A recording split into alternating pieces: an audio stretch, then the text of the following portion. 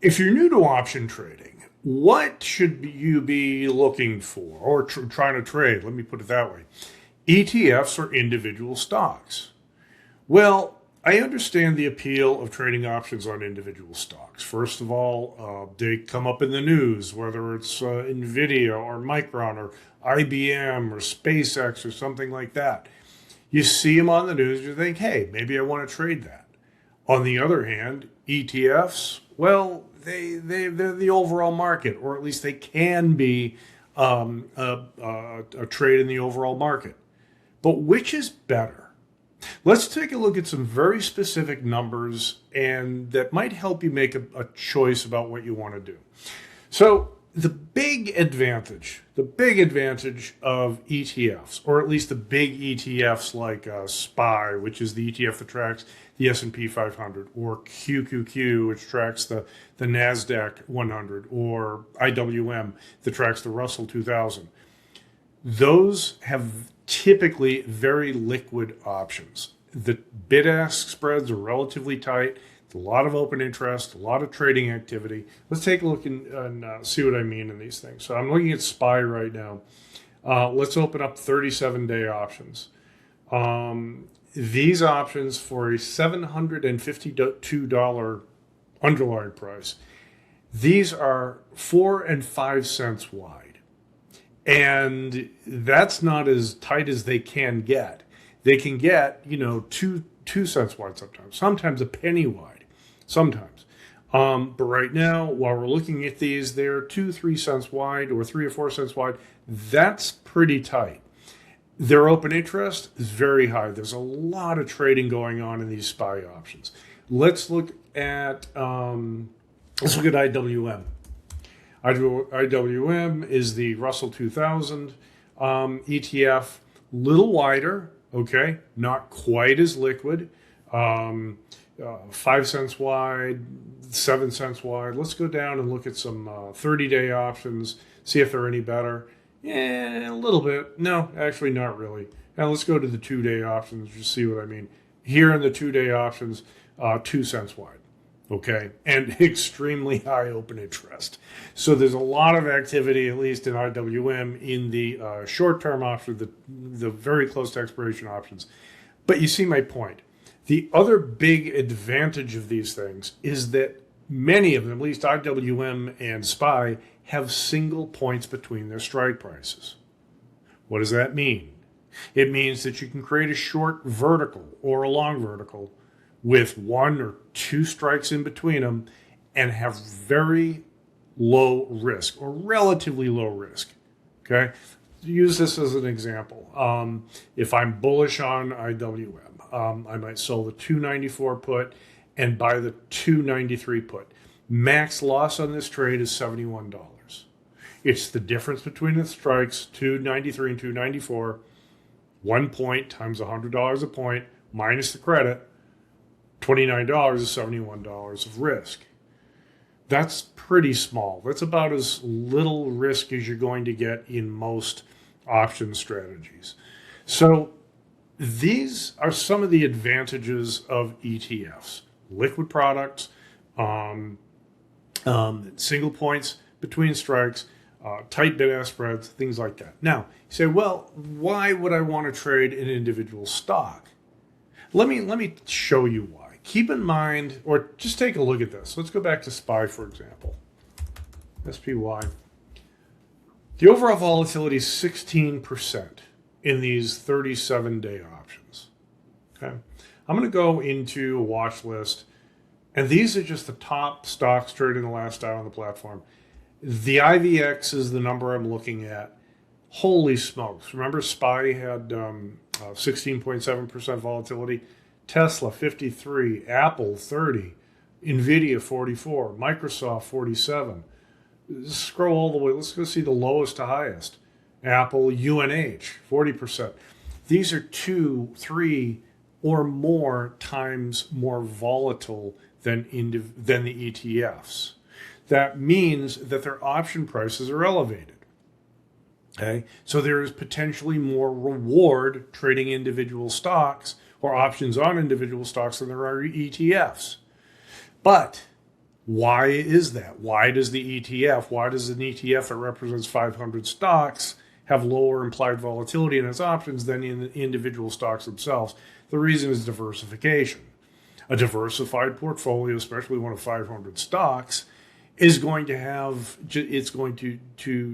reduce the non-systematic risk of the portfolio.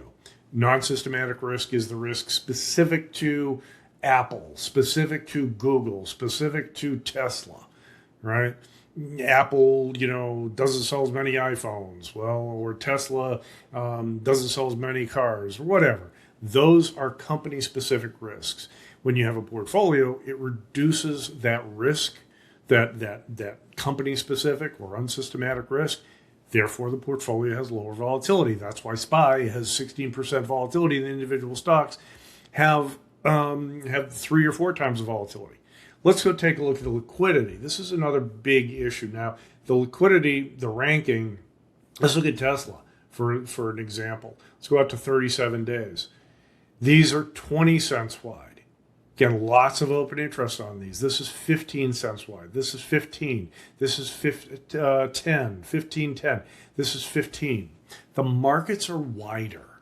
Why? Because the underlying stock is more volatile. Okay. Now you can get rewarded from this volatility because the stocks move around a lot more. You can take more risk if you want, and you can potentially get higher rewards. But there's a trade-off.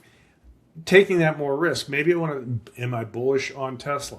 Maybe I am. I'll sell a put spread in here. Max loss is now 302. These are 5 points wide between the strikes. Much wider, 5 times wider than the SPY, or the IWM. The max profit is much bigger, but the max loss is also much bigger. So you're taking more risk. The other point is about this, the wider bid-ask spreads. When you are just starting off trading, you don't necessarily want to be learning how to work orders in between the bid-ask spread. What do I mean by that? If I'm trying to sell this spread and it's $1.97 in the mid price, this is the average of the bid-ask prices.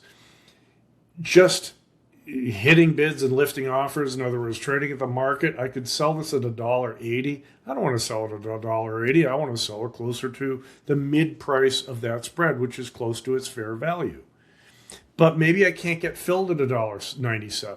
I'm working in order $1.97. Stock hasn't moved. What's going on? Do I have to take it down to 196? Do I have to take it down to 195? That's phase 2 of your option trading.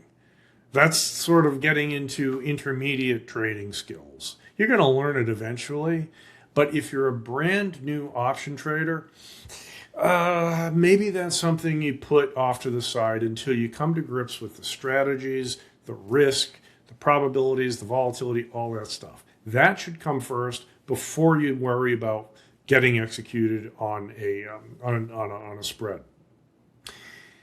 So, if you're going to trade ETFs, there are a bunch of them, a lot of ETFs, and you find them in here. Go into Liquidity, liquid ETFs. This is a good one, a good list to start with. Here's EEM. If you're bored with SPY and IWM and QQQ, EEM is emerging markets. Let's take a look at the liquidity in EEM options. Okay, little wider, not great. Not great. I don't like these. Let's open up the 2-day option to see what we get. 3 cents wide. Yeah, these aren't bad. These are, well, actually no. I don't like these at all. So this is how you judge. Not all ETFs are created equal. Let's go into let's look at XLU, the utility ETF. How do those options look? 33.38.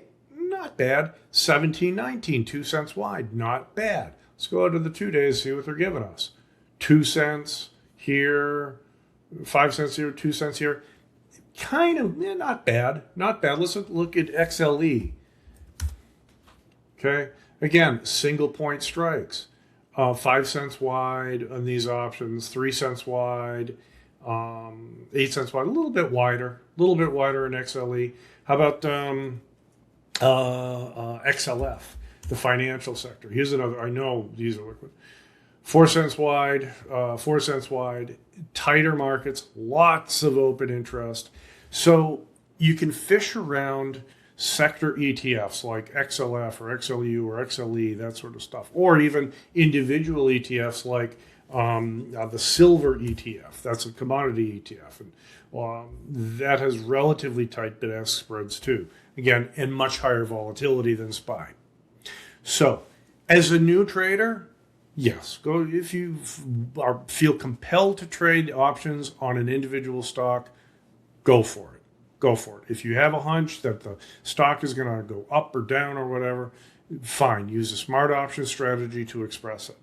But all other things being equal, if you just want to start getting some trading under your belt, ETFs can make a lot more sense. For why? Typically lower risk, or lower volatility, tighter bid-ask spreads, more liquidity in the options, and the ability to take lower risk with because of single points in between the strikes.